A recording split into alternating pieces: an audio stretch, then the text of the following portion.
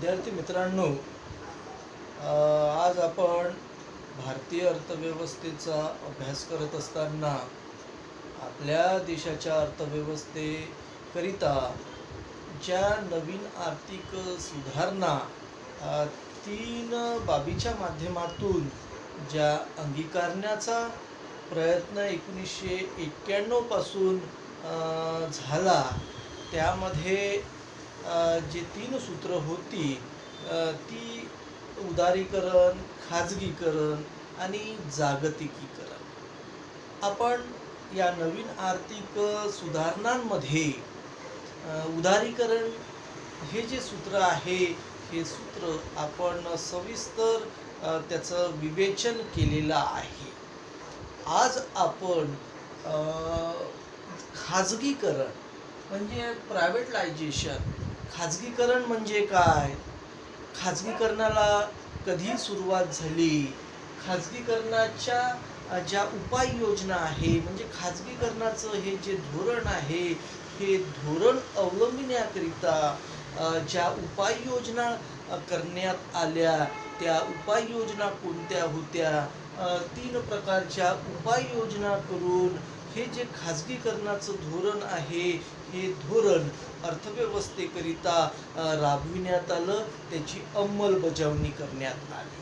त्यानंतर आज आपण भारतातील जे उद्योग आहे, ज्या क्षेत्राकरिता हे खाजगीकरणाचं धोरण अवलंबण्यात आलं, ते भारतीय जे उद्योग आहे, ते उद्योग आणि खाजगीकरण यांचा असणारा जो संबंध आहे, म्हणजे खाजगीकरणाच्या माध्यमातून भारतीय उद्योगांवर झालेला जो काही परिणाम आहे, तो परिणाम आपण बघणार आहोत. म्हणजे खाजगीकरणाचं धोरण राबविण्याकरिता निर्गुंतवणुकीचं जे धोरण आहे, डिसइन्व्हेस्टमेंटचं जे धोरण आहे, ते धोरण कशा प्रकारे राबविण्यात आलं.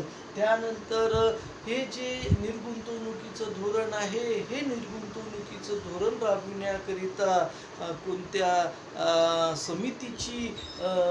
समितीचं गठन करण्यात आलं आणि मग त्या समितीच्या शिफारशीच्या आधारावर मग निर्गुंतवणुकीचं आयोग अस्तित्वात आलं आणि मग त्या निर्गुंतवणूक आयोगाच्या माध्यमातून मग हे खाजगीकरणाचं धोरण भारतीय अर्थव्यवस्थेमध्ये कशा प्रकारे राबविण्यात आलं. अशा प्रकारे आपण नवीन आर्थिक सुधारणामधलं हे जे दुसरं सूत्र आहे, खाजगीकरण, प्रायव्हेटलायझेशन, याच्यावर आज आपण प्रकाश टाकण्याचा प्रयत्न करणार आहोत. 1991 पासूनच आपल्या देशामध्ये नवीन आर्थिक सुधारणांना सुरुवात झालेली आपल्याला दिसून येते. म्हणजे 1991 मध्ये भारतीय अर्थव्यवस्थेची जी काही संरचना आहे, त्या संरचनेमध्ये बदल करून भारतीय अर्थव्यवस्थेचं जे स्वरूप आहे, ती खुली अर्थव्यवस्था, ओपन इकॉनॉमी, मुक्त अर्थव्यवस्था, अशा प्रकारचं अर्थव्यवस्था अस्तित्वात आणण्याकरिता 1991 पासून या त्रिसूत्रीचा अंगीकार भारतीय अर्थव्यवस्थेमध्ये करायला सुरुवात झाली. प्रामुख्याने हे जे खाजगीकरण आहे, हे खाजगीकरण भारतीय अर्थव्यवस्थेमध्ये जे सार्वजनिक क्षेत्र होतं, त्या सार्वजनिक क्षेत्रामध्ये सार्वजनिक जे उद्योग होते, सरकारच्या मालकीचे जे उद्योग होते, त्या उद्योगाचं जे खाजगीकरण आहे, ते खाजगीकरण करणे, म्हणजे सार्वजनिक क्षेत्रातील उद्योगाचं खाजगीकरण करण्याची जी प्रक्रिया आहे, त्या प्रक्रियेमध्ये काय नेमकं झालं, तर सार्वजनिक क्षेत्रामध्ये असणाऱ्या उद्योगाची विक्री खाजगी उद्योजकांना करण्याची जी प्रक्रिया अवलंबण्यात आली, त्या प्रक्रियेला खाजगीकरण असं म्हणतात. म्हणजे सरकारच्या मालकीचे जे उद्योग होते, ते उद्योग सरकारने खाजगी उद्योजकांना विकावे, अशा प्रकारचं जे खाजगीकरणाचं धोरण आहे, हे धोरण 1991 पासून आपल्या देशामध्ये राबविण्यात आलेलं आपल्याला दिसून येते. म्हणजे सार्वजनिक क्षेत्राचं जे सार्वजनिक क्षेत्रामध्ये असणारे जे उद्योग आहेत, त्या उद्योगावर सरकारची जी मालकी होती ती मालकी कमी करणे आणि सार्वजनिक क्षेत्राचा व्याप कमी करून ते जे उद्योग आहेत ते उद्योग खाजगी उद्योजकांना त्याची विक्री करणे, या प्रक्रियेला खाजगीकरण म्हणतात. आणि म्हणून औद्योगिक क्षेत्राच्या दृष्टिकोनातून हे खाजगीकरणाचं धोरण आपल्याला दिसून येते. आणि मग हे खाजगीकरणाचं धोरण राबविण्याकरिता सरकारला ज्या उपाययोजना कराव्या लागल्या, त्या उपाययोजना 3 प्रकारच्या आपल्याला दिसून येतात. एक आहे मालकी संबंधीचे उपाय, दुसरा आहे संघटनात्मक उपाय आणि तिसरा आहे कार्यसंचालना संबंधी उपाय. म्हणजे या 3 उपायांच्या माध्यमातून सार्वजनिक क्षेत्रामध्ये सरकारच्या मालकीचे जे उद्योग होते त्या उद्योगांचं हस्तांतरण खाजगी उद्योगांना किंवा खाजगी उद्योग संस्थांना करण्याची जी प्रक्रिया होती ती या 3 प्रकारे करण्यात आली. त्यामध्ये मालकी संबंधीचा जो उपाय आहे, या मालकी संबंधीच्या उपायांमध्ये 4 उपाय योजण्यात आले. पहिला जो उपाय आहे तो आहे पूर्ण अराष्ट्रीयकरण. म्हणजे आपल्या देशामध्ये सार्वजनिक क्षेत्रात असणारे जे उद्योग होते त्या उद्योगांचं राष्ट्रीयकरण करण्यात आलेलं होतं. म्हणजे राष्ट्राच्या मालकीची ते सार्वजनिक क्षेत्रातील उद्योग होते. मग या सार्वजनिक क्षेत्रातील उद्योगांचं अराष्ट्रीयकरण करणे. सुरुवातीला आपल्या देशाला स्वातंत्र्य प्राप्त झाल्यानंतर सार्वजनिक क्षेत्रामध्ये सरकारने उद्योगाची स्थापना केली आणि त्याचं राष्ट्रीयकरण केलं. परंतु 1991च्या नंतर ज्या नवीन आर्थिक सुधारणा आपण अवलंबिल्या त्यामध्ये जे खाजगीकरणाचं सूत्र जे आपण आज विचारात घेणार आहोत, त्या खाजगीकरणाच्या माध्यमातून पूर्ण अराष्ट्रीयकरण करणे. म्हणजे राष्ट्राच्या मालकीचे असणारे जे उद्योग आहे त्या उद्योगाची विक्री खाजगी उद्योजकांना करणे म्हणजे पूर्ण अराष्ट्रीयकरण होय.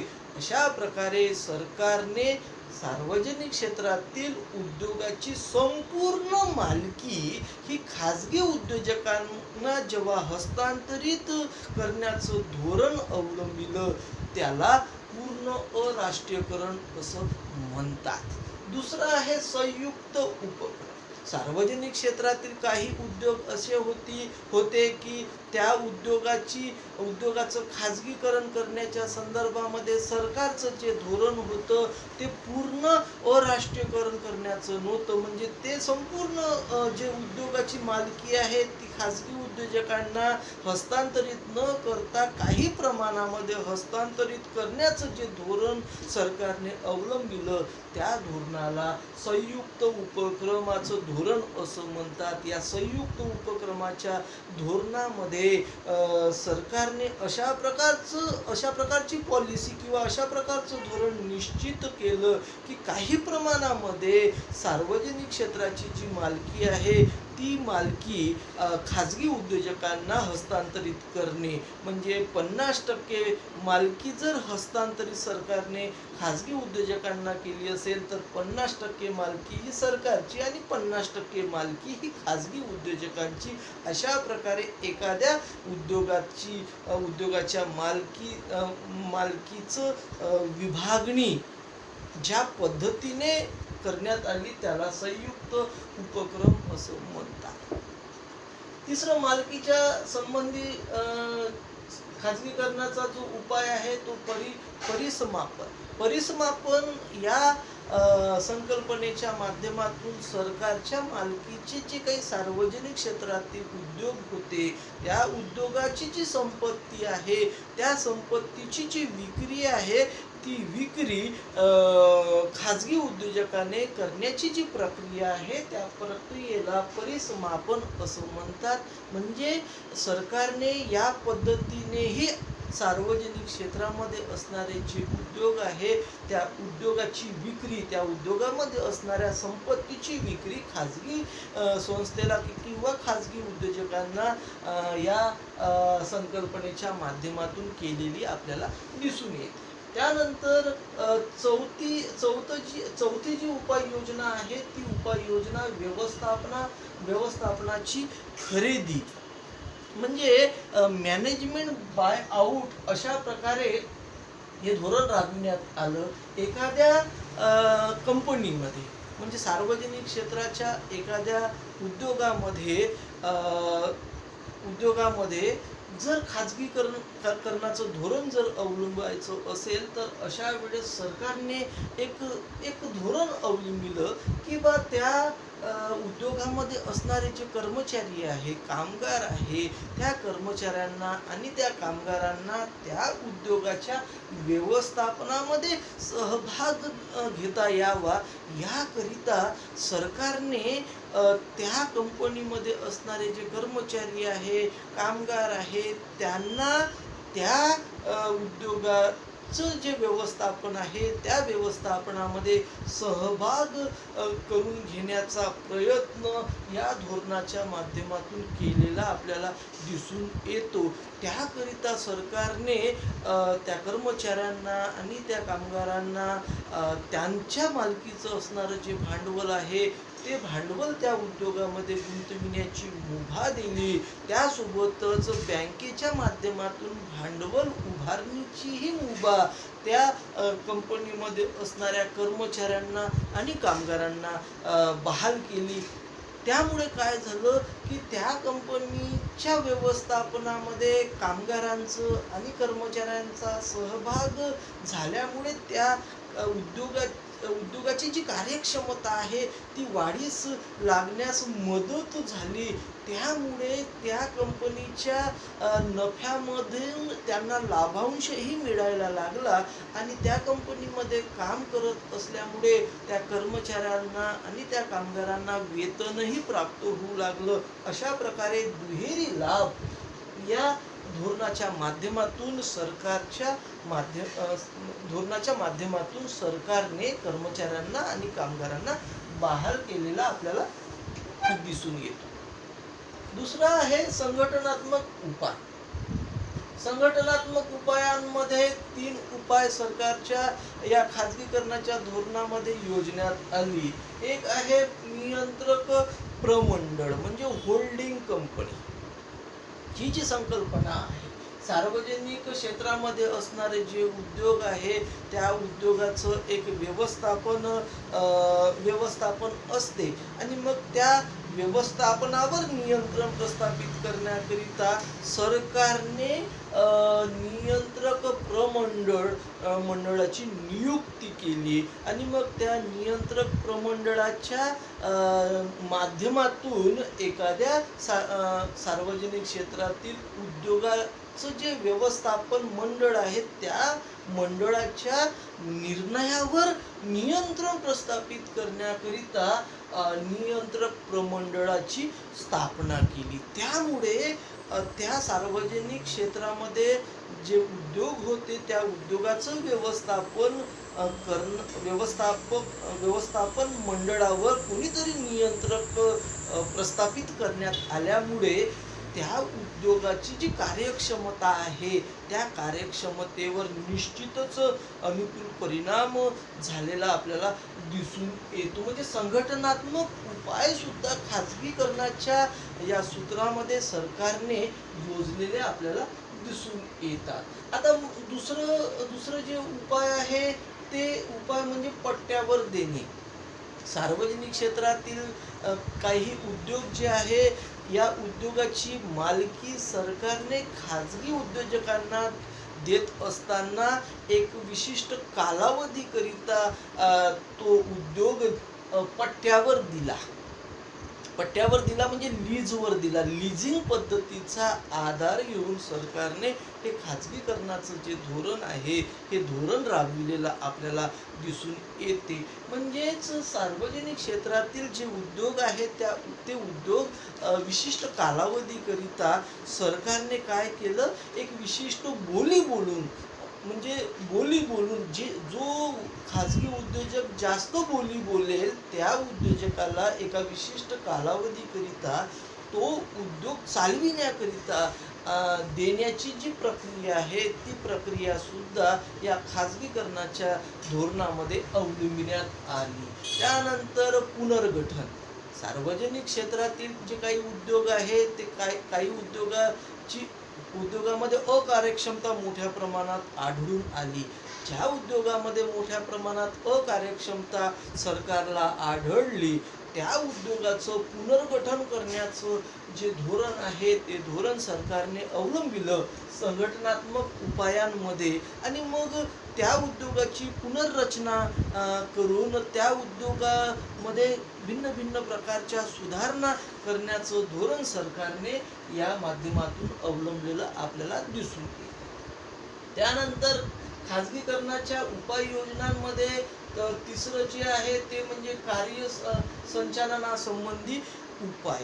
आता संबंधी उपाय म्हणजे काय, तर ऑपरेशनल मेजर्स जेव्हा एखाद्या उद्योगाच्या संदर्भामध्ये घेतल्या जाते त्याला कार्यसंचालनासंबंधीचे उपाय असं म्हणतात. आता कार्यसंचालन, ऑपरेशनल मेजर, एखाद्या उद्योगाच्या संदर्भामध्ये त्या उद्योगामध्ये असणारं व्यवस्थापन, त्या उद्योगामध्ये उत्पादित होणाऱ्या वस्तू, त्या उद्योगामध्ये असणारं जे काही कामगार आणि सरकार यांचा असणारा संबंध, त्या उद्योगाच्या निर्मितीच्या संदर्भामध्ये, यंत्रसामुग्री आणि तंत्रज्ञानाच्या संदर्भामध्ये, विक्रीच्या संदर्भामध्ये जे काही धोरण आहे त्या धोरणाला अंतर्गत आपण धोरण म्हणतो, त्या उद्योगाच्या अंतर्गत असणारं धोरण म्हणतो. आणि मग त्या अंतर्गत असणाऱ्या धोरणांमध्ये जेव्हा बदल केला जातो तेव्हा त्याचा परिणाम त्या उद्योगावर अनुकूल होताना आपल्याला दिसतो. आणि मग सार्वजनिक क्षेत्रामध्ये जे उद्योग होते त्या उद्योगाचं खाजगीकरण करण्याकरिता जी उपाययोजना करण्यात आल्या त्या उपाययोजनांमध्ये कार्यसंचालनासंबंधीची जी उपाययोजना आहे ती उपाययोजना प्रामुख्याने उद्योगाच्या कारभारात सुधारणा करण्याच्या दृष्टिकोनातून झालेली आपल्याला दिसून येते.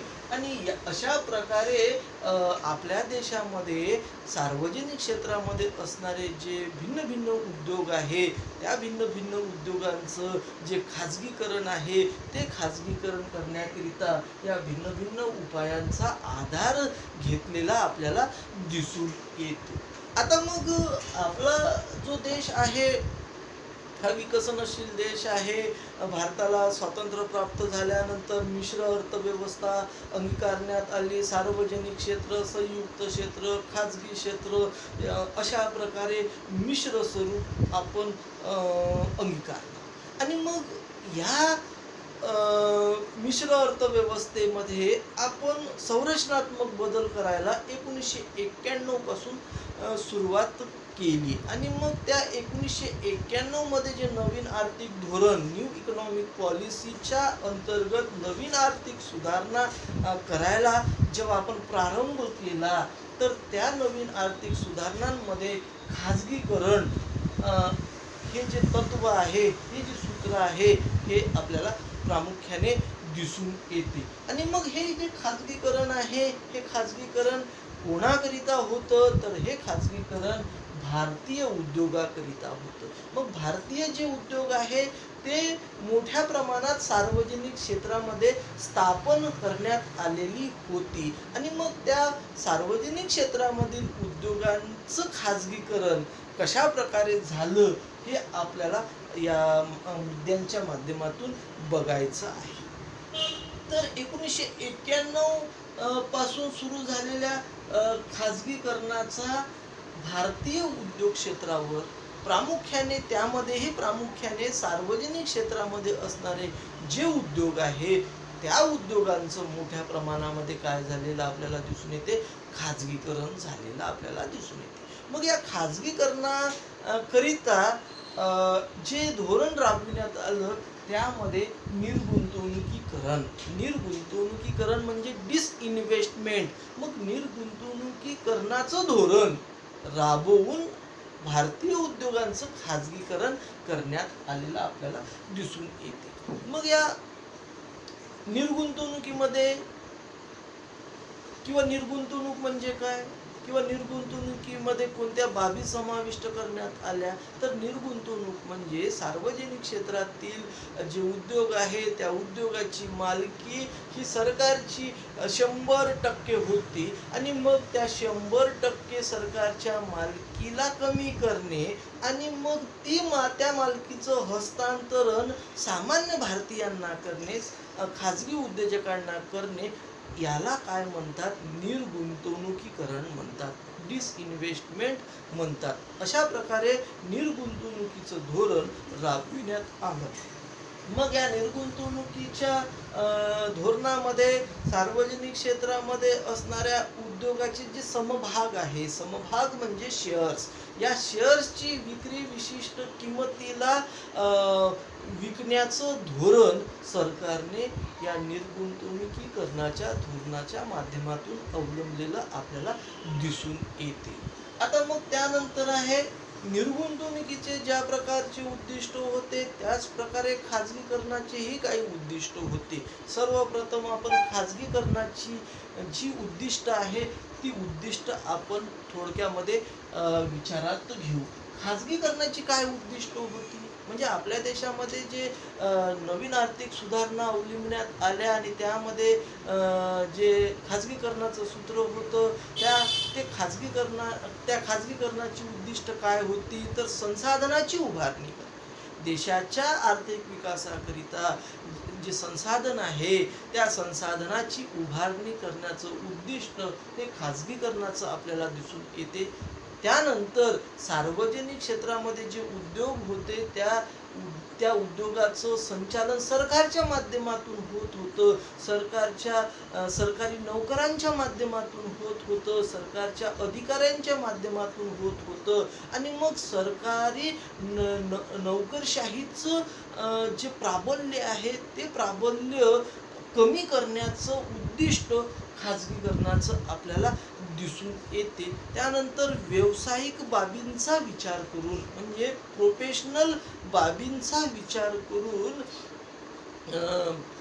वस्तूची निर्मिती करणे, उद्योगाचं संचालन करणे, व्यवस्थापन करणे म्हणजे व्यावसायिक दृष्टिकोन मोठ्या प्रमाणात अवलंबण्याचा प्रयत्न खाजगीकरणाच्या माध्यमातून झालेला आपल्याला दिसून येतो. म्हणजे खाजगीकरणाचं उद्दिष्ट काय होतं, तर व्यावसायिकता मोठ्या प्रमाणामध्ये उद्योगात प्रस्थापित करणे.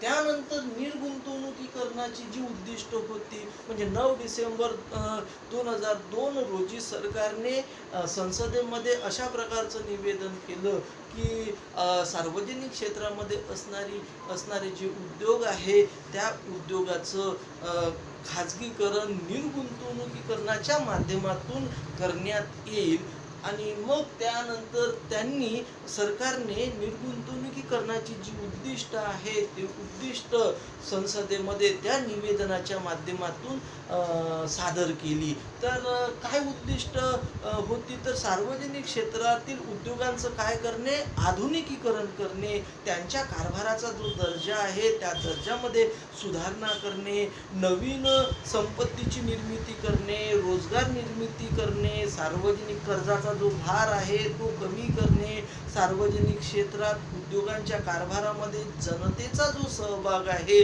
तो वाढविणे आणि व्यवस्थापनाच्या उत्तरदायित्वामध्ये वाढ करणे, अशा प्रकारचं उद्दिष्ट निर्गुंतवणुकीकरणाचं आपल्याला दिसून येते.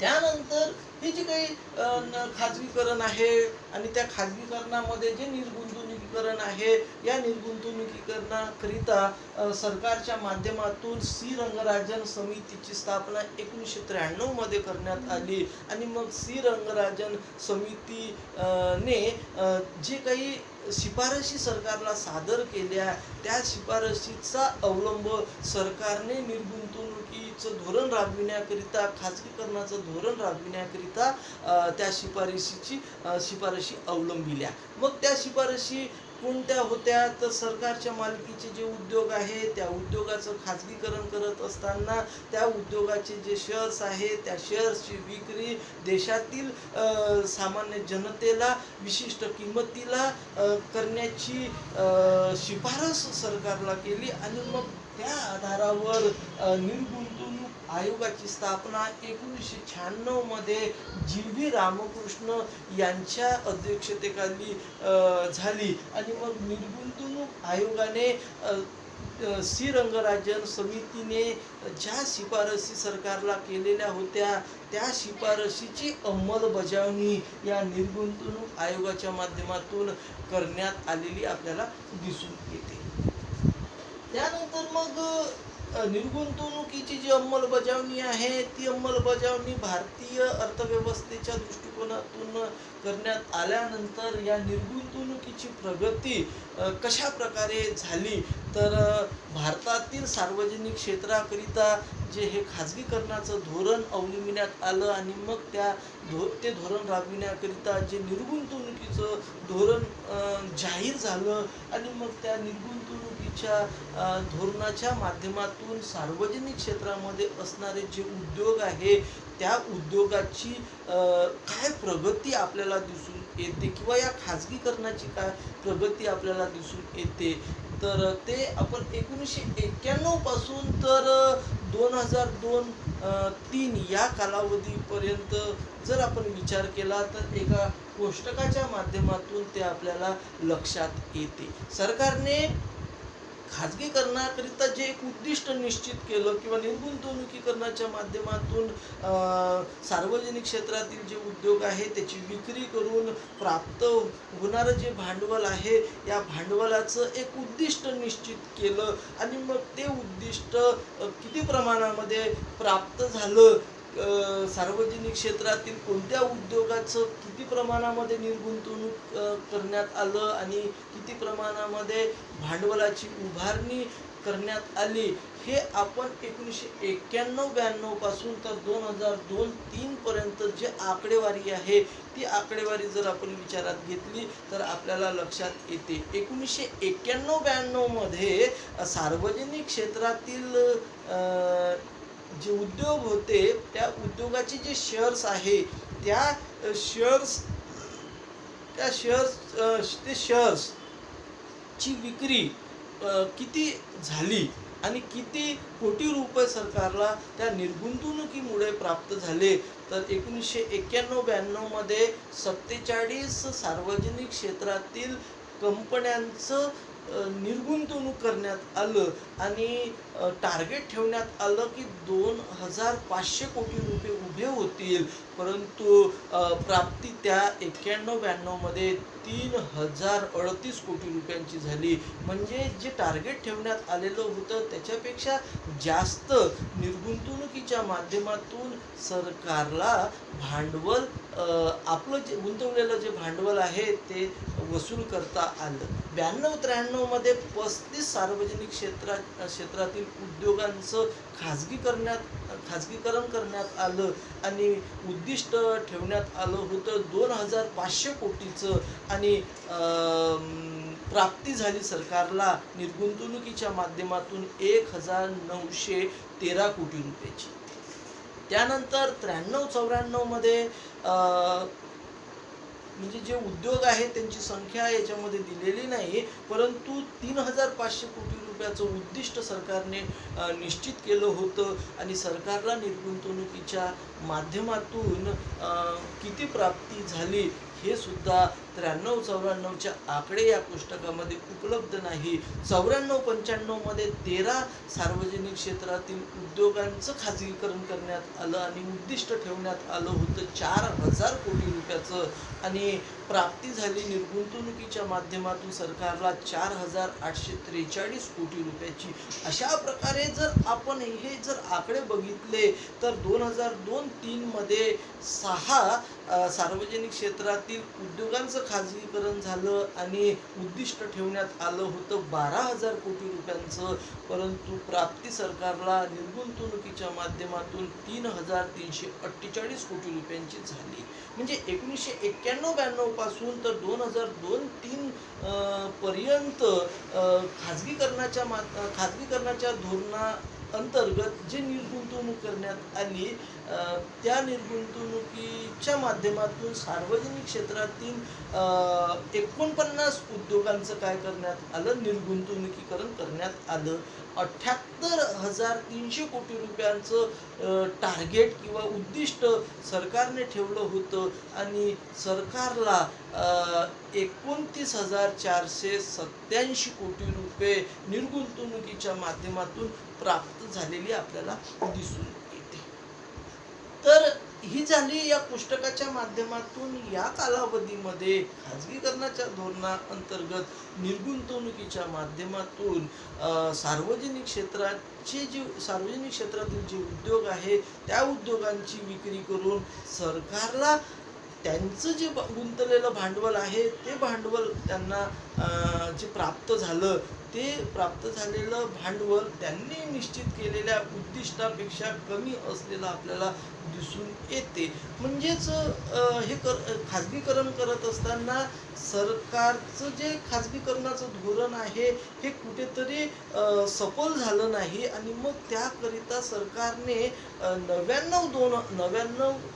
2000 मध्ये एक नवीन खाजगीकरणाचं धोरण अवलंबिलं. त्या धोरणाला स्ट्रॅटेजिक सेल असं म्हणतात. म्हणजे सार्वजनिक क्षेत्रातील जे उद्योग आहे त्या उद्योगाचं जर निर्गुंतवणूक करायचं असेल तर एका विशिष्ट उद्योगाला किंवा एका विशिष्ट उद्योग समूहालाच मोठ्या प्रमाणात शेअर्सची विक्री करून मोठ्या प्रमाणात उद्दिष्ट प्राप्त करणे, भांडवलाची प्राप्ती करणे, अशा प्रकारचं धोरण मग सरकारने 99-2000 मध्ये अवलंबिलं आणि मग त्या माध्यमातून, त्या स्ट्रॅटेजिक सेलच्या माध्यमातून सरकारने सोयीस्कर पद्धतीने सार्वजनिक क्षेत्रातील उद्योगांची जी विक्री आहे ती विक्री करण्याकरिता खाजगी क्षेत्रातील विशिष्ट उद्योगांनाच मोठ्या प्रमाणात त्या कंपनीचे शेअर्स विकून त्या माध्यमातून निर्गुंतवणूक करण्याचं धोरण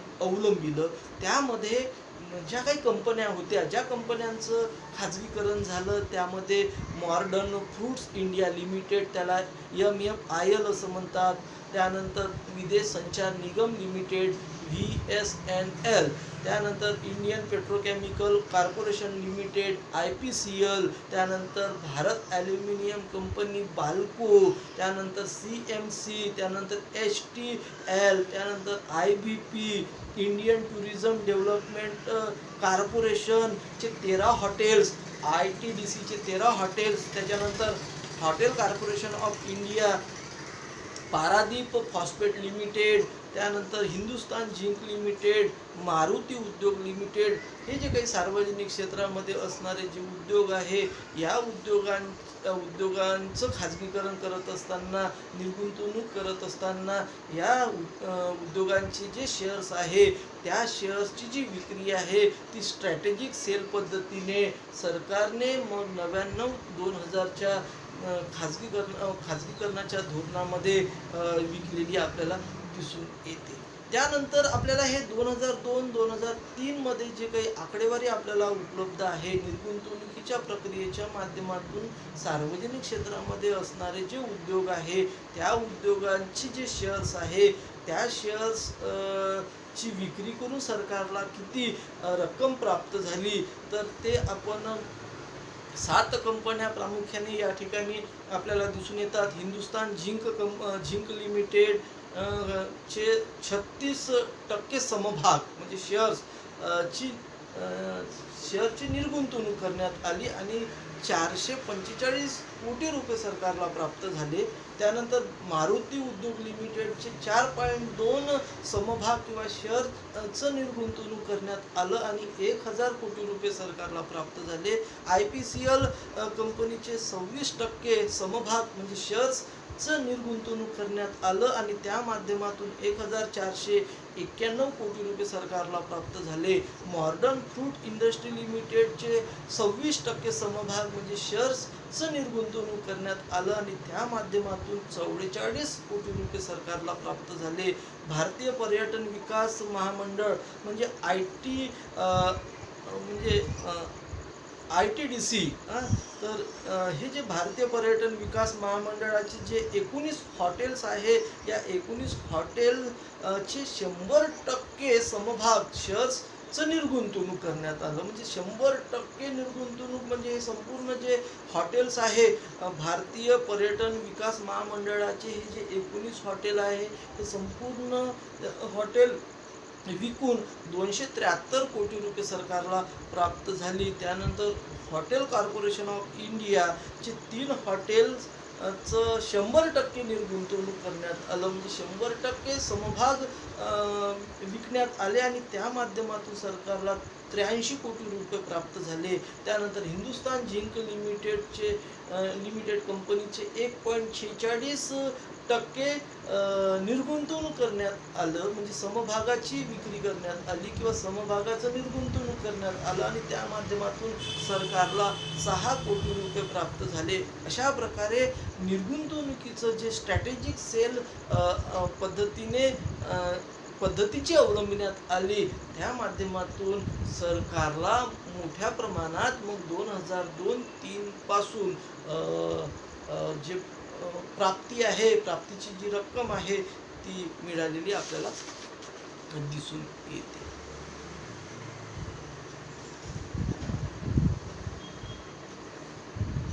त्यानंतर सरकारने निर्गुंतवणुकीचं धोरण राबवित असताना 2003-04 मधली जी आकडेवारी आहे, ती आकडेवारीवर जर आपण प्रकाश टाकला, म्हणजे 2002-03 मध्ये सार्वजनिक क्षेत्रातील उद्योगांची काही प्रमाणामध्ये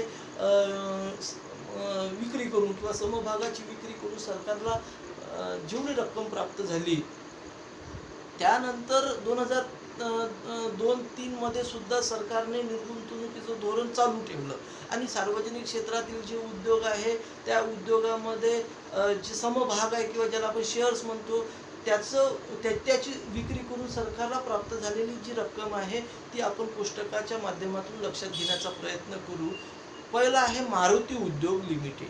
मारुती उद्योग लिमिटेडने निर्गुंतवणुकीच्या धोरणाअंतर्गत विकलेले जे शेअर्स आहे ते 79,476 मिलियन शेअर इतके विकले. कोणत्या किंमतीला विकले तर 125 रुपयाला एक शेअर. याप्रमाणे 79,476 मिलियन शेअर विकून सरकारला जी प्राप्ती झाली ती 993.34 कोटी रुपये. त्यानंतर CMC ही जी सार्वजनिक क्षेत्रातील कंपनी आहे, या सार्वजनिक क्षेत्रातील कंपनीने 3,976 मिलियन शेअरची विक्री 485 रुपये प्रति शेअरला करून 192.84 कोटी रुपये उभे केले. त्यानंतर ड्रेजिंग कॉर्पोरेशनने 5.60 मिलियन शेअरची विक्री 400 रुपये प्रति शेअरला करून 224 कोटी रुपये प्राप्त केले. त्यानंतर GAIL यांनी 84.50 मिलियन शेअर हे 195 रुपये प्रति शेअरला विकून 1,647.75 कोटी रुपये उभे केले.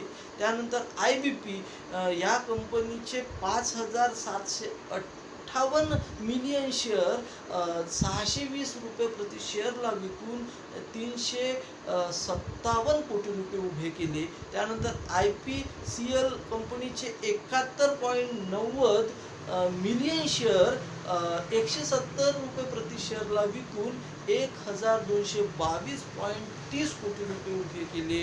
तर ONGC oil and natural gas corporation जे आहे त्याला ONGC म्हणतात. ही सुद्धा सार्वजनिक क्षेत्रातील कंपनी आहे. आणि मग या ONGCचे 142.60 मिलियन शेअर ₹750 प्रति शेअरला विकून सरकारने 10,695 कोटी रुपये उभे केलेले आपल्याला दिसून येतात. अशा प्रकारे भारतातील उद्योग आणि खाजगीकरण यामध्ये सार्वजनिक क्षेत्रातील जे उद्योग आहे त्या उद्योगांचं खाजगीकरणाच्या धोरणाअंतर्गत जे निर्गुंतवणूक करण्यात आलं, त्या निर्गुंतवणुकीच्या माध्यमातून सरकारने जे भांडवल उभं केलं, म्हणजे सरकारच्या मालकीचे जे उद्योग होते त्या उद्योगाचं निर्गुंतवणूक